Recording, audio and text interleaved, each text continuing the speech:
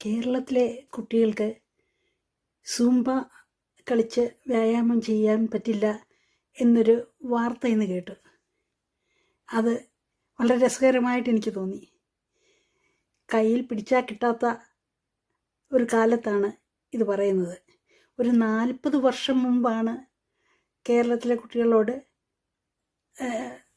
Zumba പോലെയുള്ള ഡാൻസുകൾ കളിക്കരുതെന്ന് പറഞ്ഞാൽ ചിലപ്പം കുറച്ചൊക്കെയാലും നടന്നേനെ.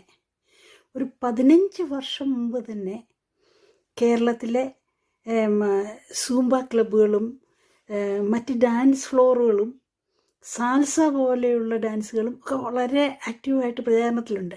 ഇതൊന്നും ഇവരാരും കണ്ടില്ലെന്നാണ് എനിക്ക് തോന്നുന്നത്. കാണാതെ പോയൊരു പ്രതിഭാസമാകാം. അതൊക്കെ കളിച്ച് വളർന്ന അച്ഛനമ്മമാരുടെ കുട്ടികളോടാണ് നിങ്ങൾ പറയുന്നത്, നിങ്ങൾ ഈ എക്സസൈസ് എടുക്കണ്ട, ഇത് നിങ്ങൾക്ക് ചേരില്ല എന്ന് പറയുന്നത്. തടഞ്ഞു നിർത്തിയാൽ അണപൊട്ടുന്ന ഒരു പ്രതിഭാസമാണ് നൃത്തവും സംഗീതവും ഒക്കെ. എവിടെ അവിടെ തടഞ്ഞു നിർത്തിയാലും അവിടെ അതിനെതിരായി അവർ മുന്നോട്ട് പോകും.